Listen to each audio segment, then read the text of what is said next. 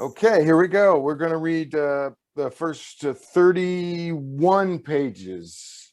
I'll tell you guys where to stop, roughly. We're going to stop at the end of 30. I'm scrolling to it now. At the end of page 31, with Linda saying Happy Halloween. That's where we're going to stop. Okay. Here we go. This is Call Me Thor, written by Jamie Campbell. And here we go. Fade in. Exterior gas station day. A hatchback pulls up to a pump. In 1991, a gallon of gas cost $1.14. Exterior movie theater night. Theater patrons stand in line waiting to purchase tickets. People went to the movies to see Silence of the Lambs, Terminator 2, and Don't Tell Mom the Babysitter's Dead. Interior shopping mall day.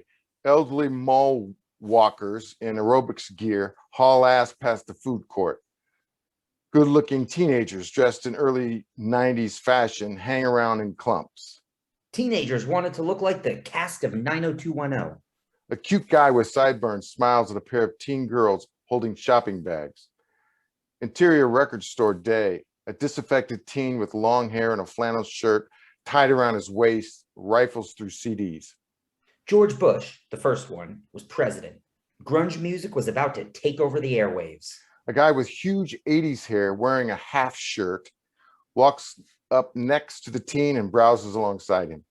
And hair metal was hanging on for dear life. Interior Julian's bedroom day. A pile of dirty clothes sits atop an unmade twin bed. The walls are covered with posters of heavy metal bands, Skid Row, Suicidal Tendencies, Anthrax, etc.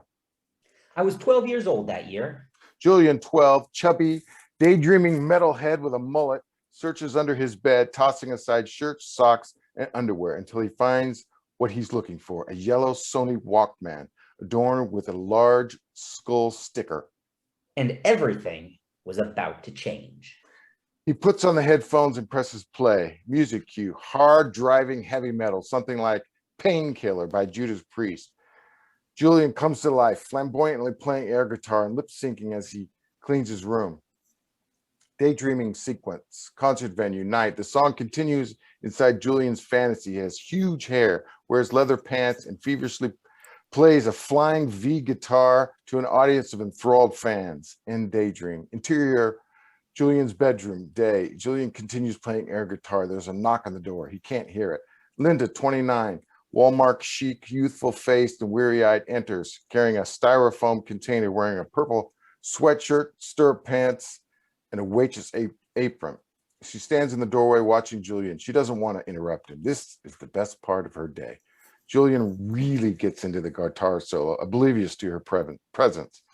He spins around, sees her, and is jolted out of his fantasy. He stops the music and removes his headphones, embarrassed.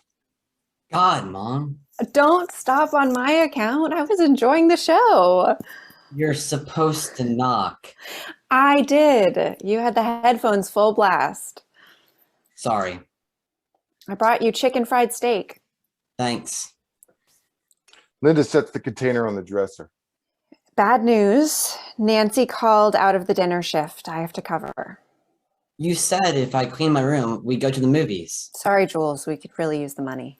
Linda reaches into her apron, pulls out some crumpled bills, and hands them to him. Why don't you see if Ted can go? Okay. You're not off the hook, you know. You still owe me a movie night. He grins and nods. Give your mother a kiss?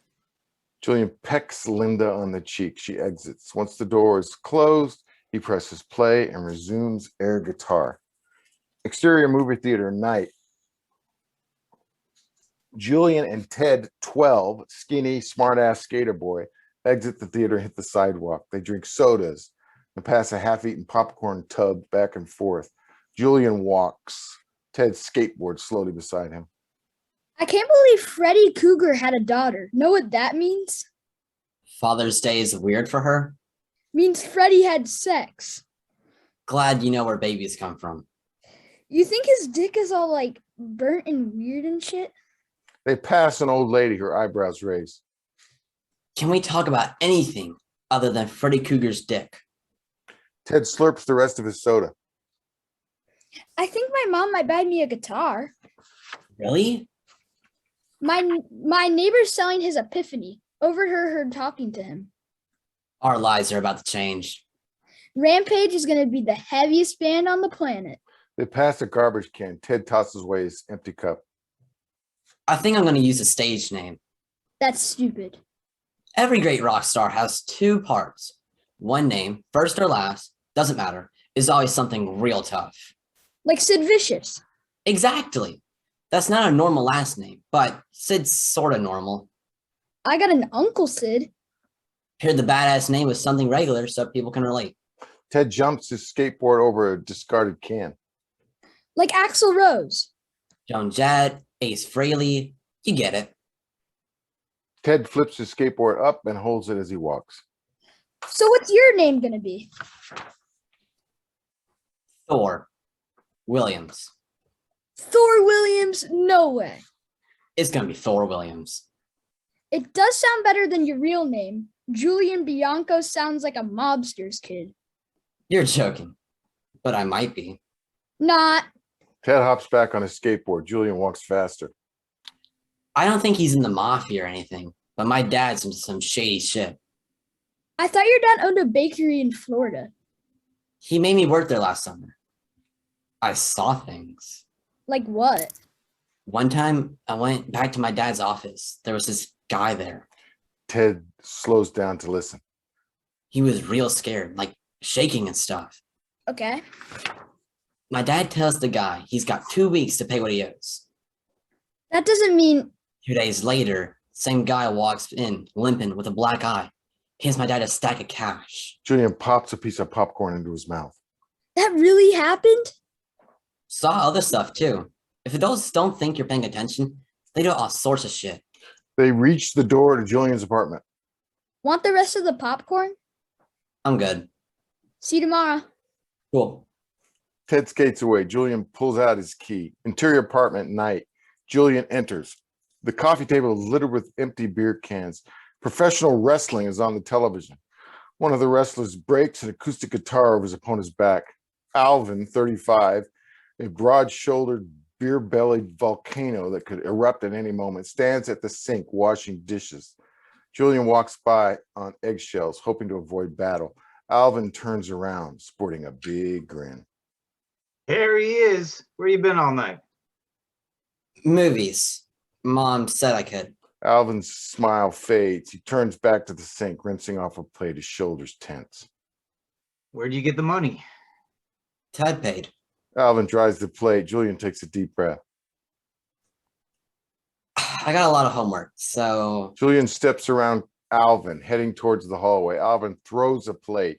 It shatters against the wall over Julian's head. Just gonna walk past me doing dishes?